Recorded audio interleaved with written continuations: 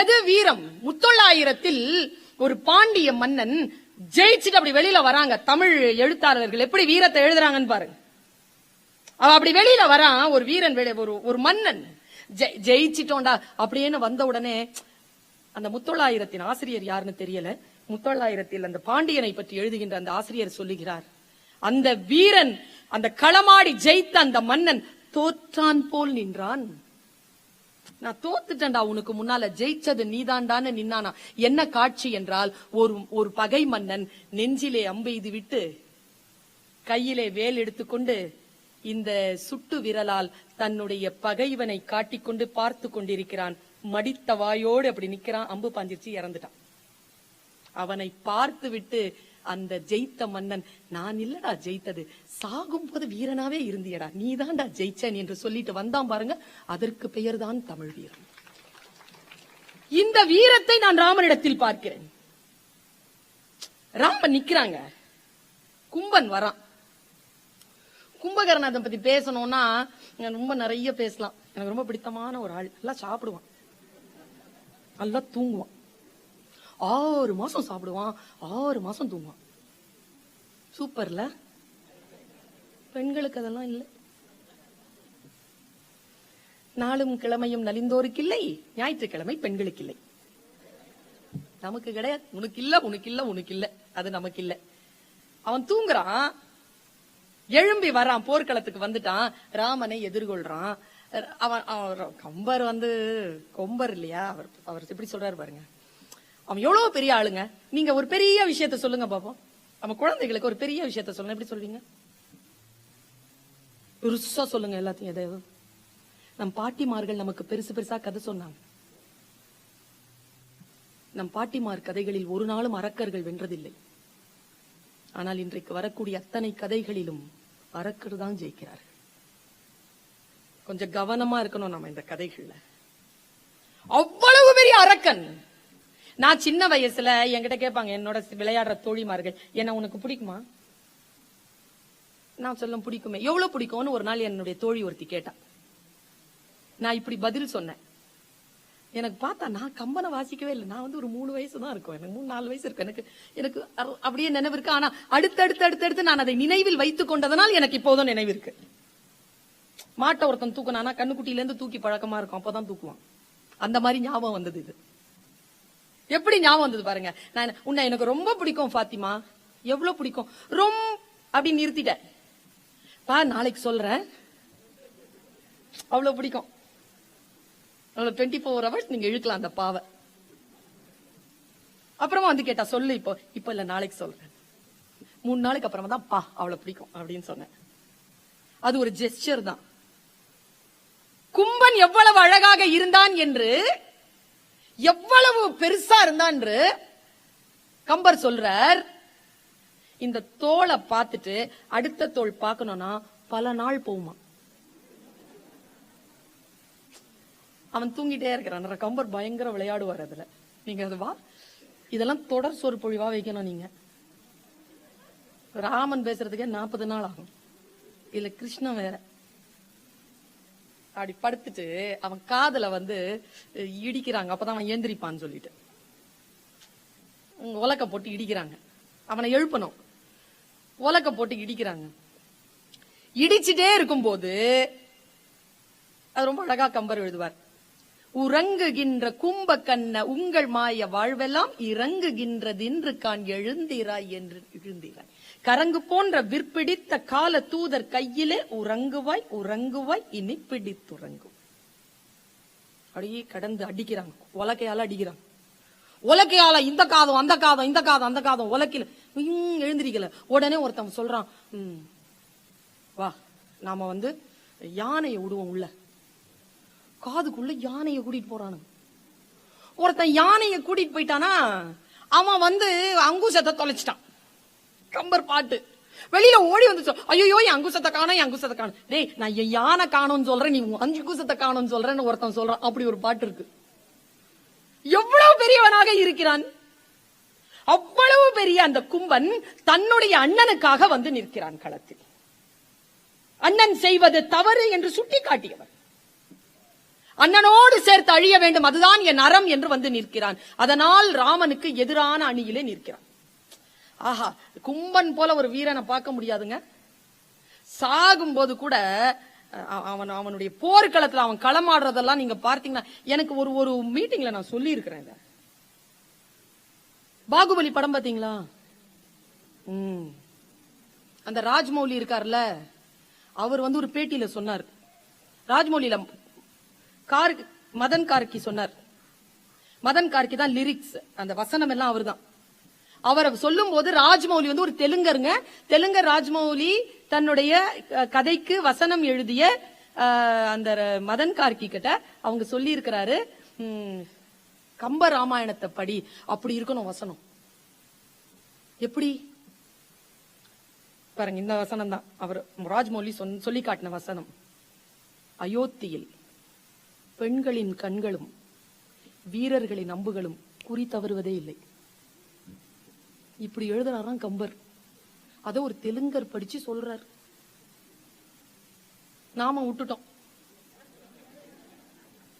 நான் ஒண்ணு சொல்றேன், கம்ப ராமாயணத்தின் யுத்த காண்டத்தை படிக்காமல் பாகுபலி என்கின்ற படத்தை எடுத்திருக்க முடியாது என்பதுதான் என்னுடைய கணிப்பு. என்ன மாதிரியான பிரம்மாண்டத்தை காட்டுகிறார் கம்பர். அப்படிப்பட்ட ஒரு ஒரு ஒரு களமாடுகின்ற ஒரு பெரிய வீரன். அந்த வீரனை பார்த்துட்டு அவனை கொல்ல வேண்டும். ராமனுக்கு எவ்வளவு பெரிய வீரனாக இருந்தாலும் ராமன் கொல்லுவான். ராமனுக்கு அவ்வளவு ஆற்றல் இருக்கிறது. அவனுடைய மனம் இருக்கல, அவன் ரொம்ப நல்லவன். யாரு? கும்பன். தன் அண்ணன் பக்கத்தில் நிற்கிறான், அவ்வளவுதான். ஆனால் கடைசி வரைக்கும் சொல்லுகிறான்.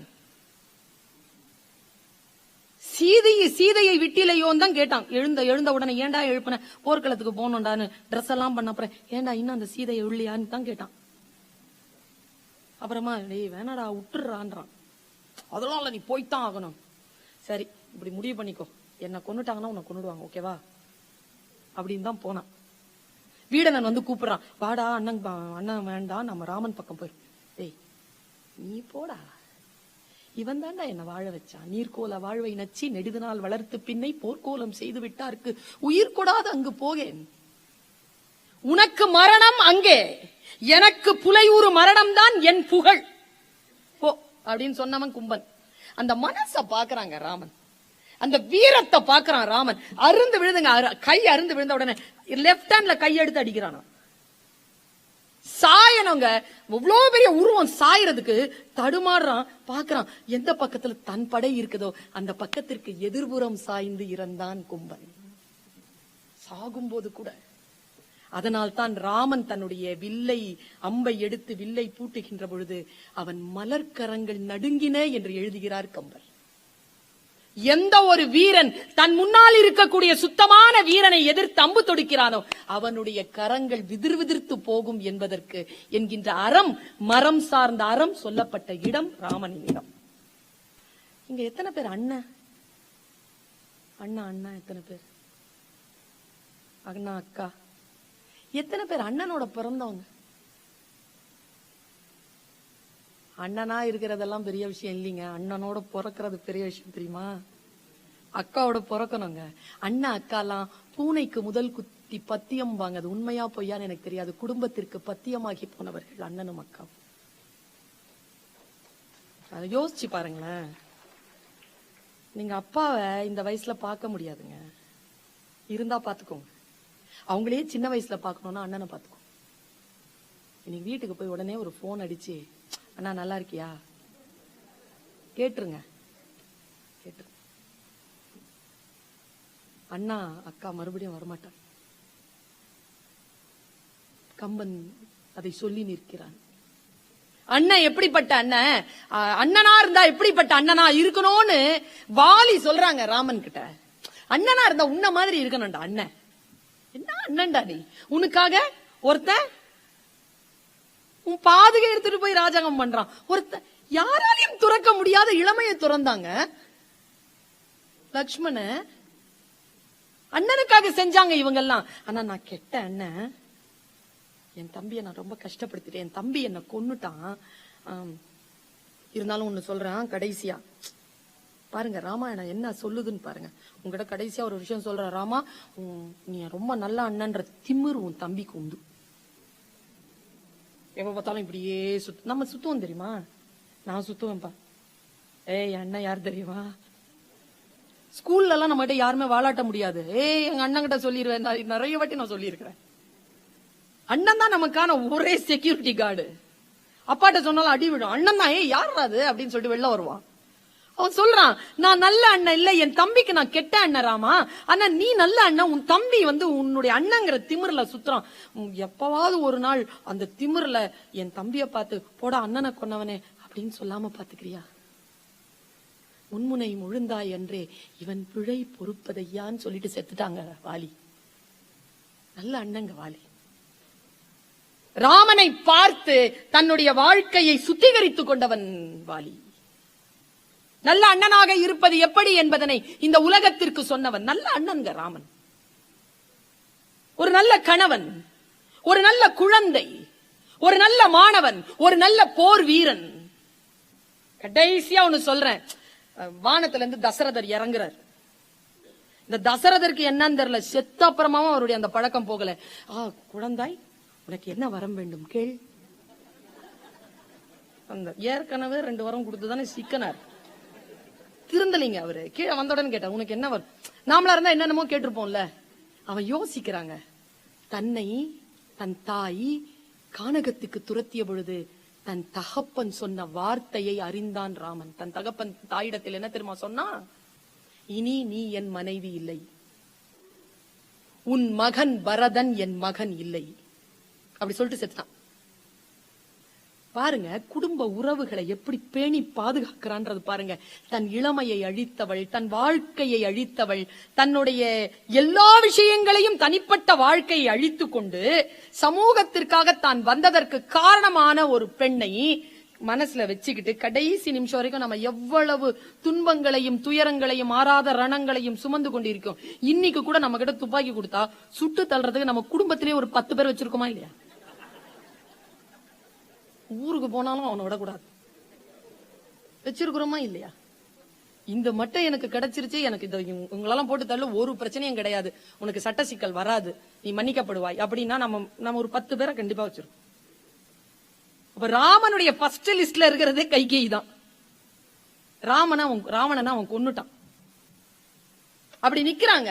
வானத்துல இருந்து வந்து தசரதன் கிட்ட கேக்குறான், 2 வரம் கேட்டல, 2 வரம் எனக்கு கொடு. என்ன வரம் தெரியுமா? தீயள் என்று நீ துறந்த என் தெய்வமும், தீயள் என்று நீ துறந்த என் தெய்வமும் அவள் மகனும் தாயும் தம்பியுமாம் வரம் தருக. மறுபடியும் என்ன? எனக்கு அவங்க அம்மாவாவும் தம்பியாவும் வேணும். கடைசியில் தன்னுடைய வாழ்க்கையில் தன்னை இழிவு செய்து தன்னை அப்புறப்படுத்தியவர்களை அவதார நோக்கத்திற்காக தன்னை திருத்தி கொண்டவள் அவள் என்பதனை புரிந்து கொண்டு அந்த ஞானம் பெற்ற நிலையில் ராமன் பேசினான். நல்லா தெரிஞ்சுக்கோங்க. கம்பரை பாரதி அடிக்கடி ஒரு வார்த்தையால் குறிப்பிடுகிறான். நானும் பார்க்கிறேன். வள்ளுவனை தெய்வம் என்று சொல்லுகிறான். தெய்வ வள்ளுவன் வானுரை தந்ததும் என்று வள்ளுவனை பேசும் பாரதி கம்பனை கம்பன் என்னும் மானிடன் வாழ்ந்ததும் என்கிறான். கம்பனை மனிதன் என்று பேசுகிறான். நான் ஒன்னு சொல்றேன், நாம பிறந்ததனால் மனிதர்கள் இல்லை, மனிதர்களாக வாழ்ந்தால் மட்டும்தான் மனிதர்கள். மனிதர்களாக எப்படி வாழ வேண்டும் என்பதற்கான சாட்சி ராமன்.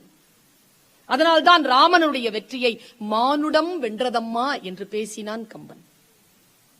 மனிதனாக உயர்தல் என்பது நாம் எப்படி இருக்கிறோமோ நம்முடைய அறம் சார்ந்த வாழ்க்கையாக அந்த நிலையை கொண்டு செலுத்த வேண்டும் என்பதற்கான சாட்சி